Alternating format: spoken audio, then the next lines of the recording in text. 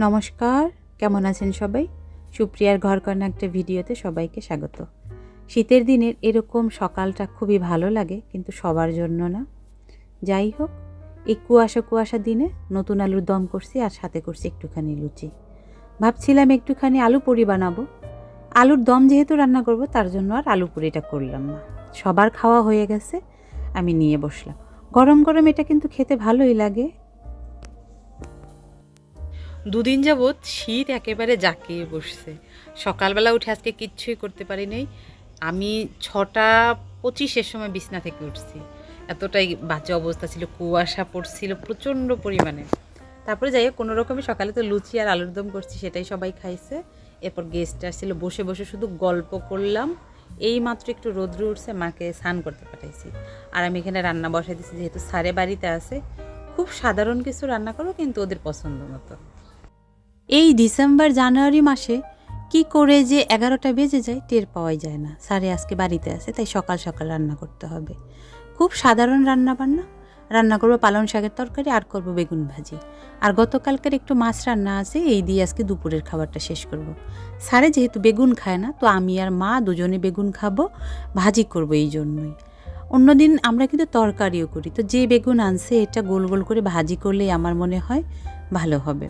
আমার শ্বশুরবাড়িতে কেউই পালং শাকের তরকারি খায় না। আগের দিন পালং শাক ভাজি করে দিয়েছিলাম, আজকেতে মাছ দিয়ে পালং শাকের তরকারি রান্না করব আমার জন্য। আর এখানে মায়ের জন্য 2 পিস বেগুন আগে বেশি তেলে ভেজে নিচ্ছি। উনি বেগুন ভাজাটা অনেক তেলে না হইল না, আর ভালো লাগে না, তারপরও বলে শক্ত হয়ে যায়। আমি আসলে আমার শাশুড়ি যেভাবে ভাজা পছন্দ করে ওভাবে আমি করতে পারি না। পরবর্তীতে তেল কম দিয়ে আমার জন্য ভাজি করব। দুপুরের খাওয়া দাওয়া বলতে গেলে হয়েই গেছে। সকালের দিকে অত বেশি কোনো কাজ করতে পারি নাই।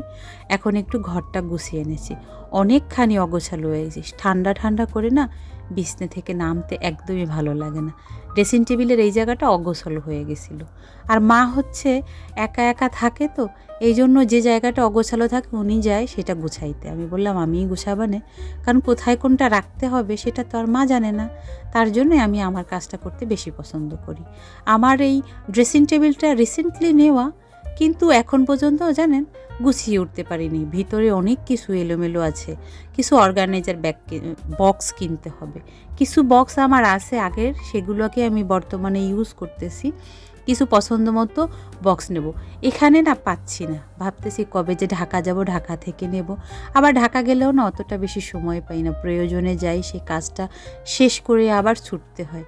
যেহেতু সেই আগের মতো আমার রেগুলার ঢাকা যাওয়া হয় না, তো অনেক জায়গা চেঞ্জ হয়ে গেছে, ভুলে যাচ্ছি সব কিছু। যে জায়গাগুলো চিনি সেখানে হাতে নাগালেই আমি সব কিছু পাবো, কিন্তু তারপরও সময় করেই উঠতে পারতেছি না। কী যে করি আমি। যাই হোক, যেভাবে আছি টুকটাক করে এভাবে গুছাই। যখন কোনো পেজে দেখব মনের মতো জিনিস, তখন অবশ্যই সেগুলো কিনে নেব। শীত আসার আগেই আমি অনেক কাপড় চোপড় তুলে রাখছি, কারণ শীতের কাপড় চোপড়ে পুরো ঘরটাই না ভরে যায়। আমার একদমই ভালো লাগে না, কিন্তু ওই অনেক কাপড় পরা হয়, তার জন্যই হয়তো জায়গাটা মেসি হয়ে থাকে। এখন এই শীতের কাপড় চোপড়ে পুরো ঘর না ময় হয়ে গেছে।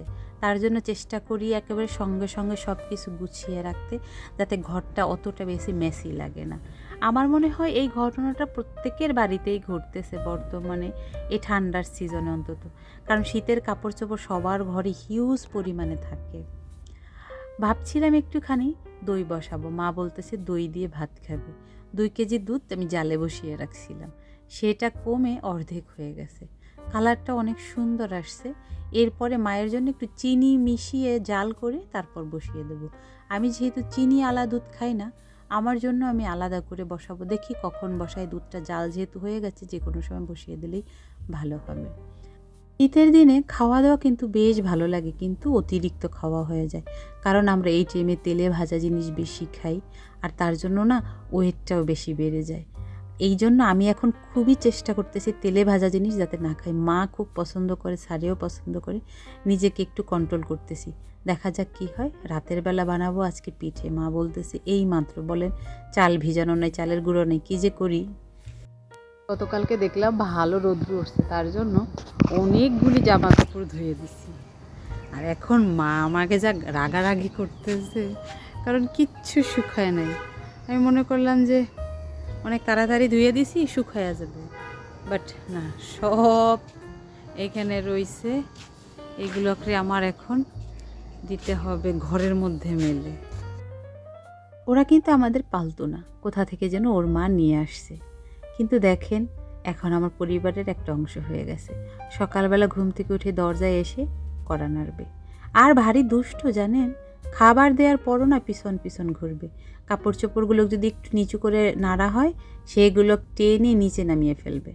আমরা যে বাহিরে পরি স্যান্ডেল জুতাগুলো, সেগুলো নিয়ে ইচ্ছা মতো চিবিয়ে চিবিয়ে তার একটা বাজে অবস্থা বানিয়ে ফেলবে। বাহিরের কোনো লোক আসতেই পারবে না। খেউ খেউ ঘেউ ঘেউ কী যে আলাপ চড়বে, মানুষগুলো ভয় পায়। কিন্তু আমাকে বেশ পছন্দ করে। আমি থাকা মানেই হচ্ছে চুপচাপ। আর খেতেও তো আমি দিই, এই জন্য হয়তো বা আমাকে একটু বেশি ভালোবাসে। আমি কিন্তু বাহিরে আসতে পারি না, ওই যে ওরা আমার সাথে সাথে আসছে একেবারে গেট পর্যন্ত। এটা সবসময় করে, এই জন্য একটু বুঝে সুঝে আসতে হয় আমার। কারণ গেট খোলা থাকলে ওরা বাহিরে চলে যায়। রাস্তা দিয়ে কী পরিমাণে গাড়ি চলে, যদি কিছু হয়ে যায়। জানেন, এই জায়গাতে না আরও কয়েকটা টমেটো গাছ লাগাইছিলাম। সেগুলো কোথায় গেছে কি জানি।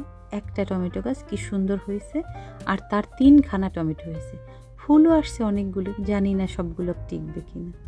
সন্ধ্যা নাগাদ সারে বের হয়ে গেছে, তাই আমার জন্য একটুখানি করে নিচ্ছি কফি। আমি একেবারে চিনি ছাড়াই কফিটা খেতে বেশি পছন্দ করি। চিনি খেলে না জানেন, আমার মাথাটা ব্যথা করে। আসলে কি এটা আমার মনের ভুল, নাকি আসলেও হয়, সত্যি আমি জানি না। আমি অত বেশি মিষ্টি পছন্দ করি না। হ্যাঁ, একেবারেই যে খাই না তা কিন্তু না। জানেন, আমি এখানে যখন প্রথমবার আসলাম, তখন আমাকে বলছিল ভাপা পিঠা বানাইতে। তখন তো নতুন নতুন, কাউকে কিছু বলতে পারি না, কোথায় কী আছে বুঝতে জানতাম না, বলতে ভয় লাগতো। তখন আমি কি করব, নিজের মাথায় যে বুদ্ধিটা আসলো, এই যে মাটির এটা আমার এলাকায় সরা বলে, তো এটা মাঝখানে ছিদ্র করে আমি ভাপা পিঠা বানাইছিলাম। পরে আমি এই ভাপা পিঠার আরও সব কিছু কিনে নিছি, এখন আর কোনো সমস্যা হয় না। তো এটা দিয়ে যখন করছিলাম, তখন এটা খোলা পিঠা ভাজার একটা ঢাকনা ছিল। কী আর করার, সেটা দিয়েই এখন পট্টি লাগিয়ে আমি খোলা পিঠা ভাজি। আর সেই সময় আমি এটা দিয়ে ভেজেছিলাম ভাপা পিঠা। তখন কতজনেই কত কী বলল। তো গত বছর আমার জালের হাত থেকে পড়ে সরাটা ভেঙে গেছিলো, এখনও আমি চালাচ্ছি। তো মাকে বললাম যে মা, এটা দিয়ে না ভালো হয় না, কারণ পরবর্তীতে এই খোলাটা আলাদা করে কেনা হয়েছিল, মিশে না। তখন মা বলল, একটা টিনের সরা আছে, ওটা দিয়ে ঢাকো, দেখবে খুব ভালো হবে। যাই হোক, মার কথা শুনে খুব ভালো হলো। রাতের বেলা বানিয়েছি ভর্তা, বানাইছি একটুখানি টমেটো ভর্তা, সরিষার ভর্তা আর ধনেপাতার ভর্তা। মা পিঠা জাতীয় খাবারগুলো খুব বেশি পছন্দ করে। বরমশাইও কম না কিন্তু। এই খোলা পিঠে এখানে সবাই ভালোবাসে সব থেকে বেশি। আমি সেটাই করি। চাল ভিজিয়ে রাখছিলাম, সেটা দিয়ে করলাম। সব পিঠাগুলো বানানো হয়ে গেছে, মা ছেলে দুজনেই খাচ্ছে। যাই হোক, চলুন তাহলে ভিডিওটা আজকের মতো এখানেই শেষ করছি। যদি ভালো লেগে থাকে তাহলে অবশ্যই একটা লাইক করে দেবেন। আর ভিডিও সম্পর্কে কিছু জানার থাকলে অবশ্যই কমেন্ট করে জানাবেন। সুস্থ থাকবেন, ভালো থাকবেন, সাবধানে থাকবেন। দেখা হবে পরবর্তী আরও একটা ভিডিওতে।